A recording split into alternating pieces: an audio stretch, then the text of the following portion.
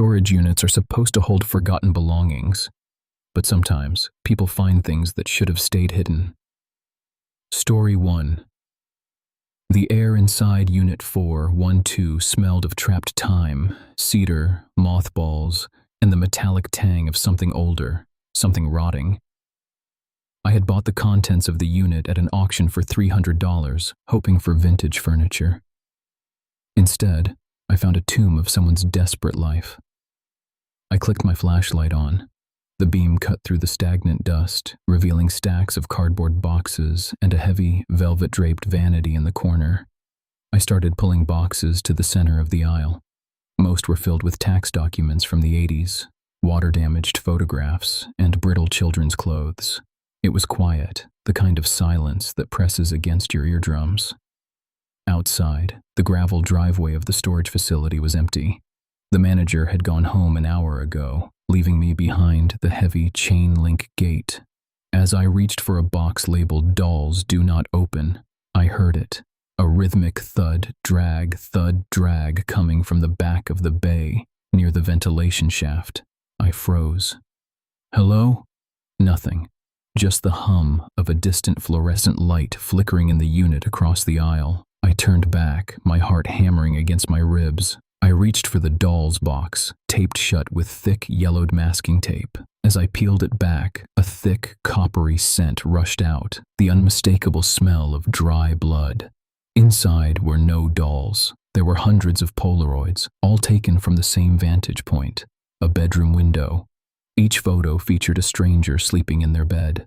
The last stack of photos, however, were of me, driving to the facility, walking to the gate, standing right here, in Unit 412. The hair on my arm stood up. I spun around, my flashlight beam sweeping the shadows. The unit was empty, save for the vanity. Thud, drag. It was closer now, just behind the velvet curtain. I didn't think. I dropped the box and bolted toward the heavy roll-up door. My fingers fumbled with the latch, the metal screeching in the quiet night. As I ducked under the opening, I glanced back one last time. A man was standing in the center of the unit. He was gaunt, wearing rags that looked like they belonged to a different decade, his face obscured by the shadow of the low ceiling. He wasn't chasing me. He was standing perfectly still, holding an old flashbulb camera. He pressed the shutter button. The pop of the bulb flared white-hot, blinding me for an instant. When my vision cleared, the unit was empty. I scrambled to my car, peeling out of the lot and onto the main road. I didn't stop driving until the sun began to bleed over the horizon. 2 days later, I found a Polaroid tucked into the pocket of my own jacket. It was a photo of me, taken from inside my own bedroom while I slept. I hadn't changed the locks on my house yet. I'm moving today. But every time I close my eyes, I hear the thud drag of someone moving through the hallway, closer to the door. Story 2. The heavy roll-up door rattled in its tracks, a sound like dry teeth chattering before snagging halfway.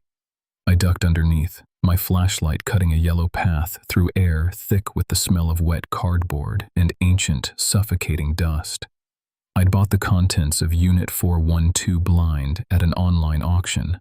In this part of town, you don't buy for treasure. You buy for the hope of scrap metal or untarnished electronics.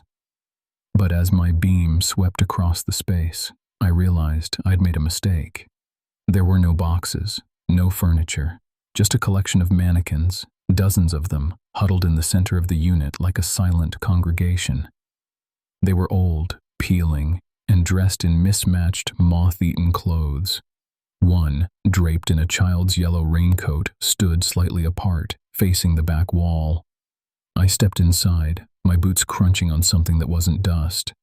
It was glass, hundreds of tiny, jagged shards scattered across the concrete floor. I circled the first mannequin, a faceless thing in a tuxedo. My skin crawled with the irrational instinct that I was being watched. A sensation so sharp it made my neck hair prickle. I reached out to push past it, but my finger caught on a piece of packing tape stuck to its arm. It felt warm, not plastic warm, but flesh warm. I froze.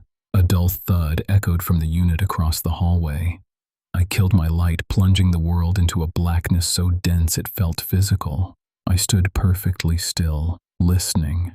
Through the thin metal walls, I heard the rasp of a heavy lock sliding open, the slow, deliberate drag of steel on steel.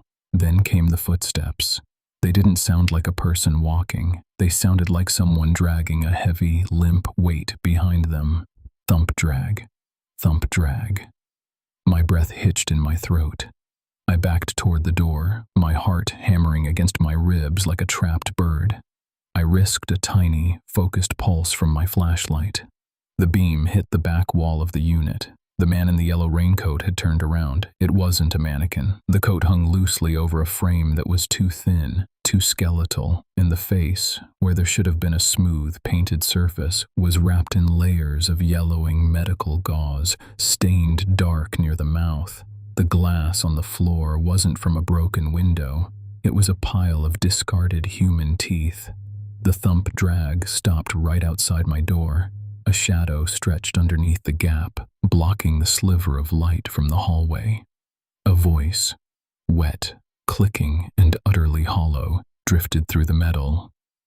"You didn't pay for the guests," it whispered. "You just paid for the room."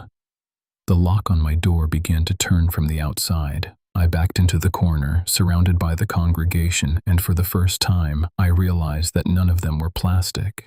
They were just waiting for their turn to move.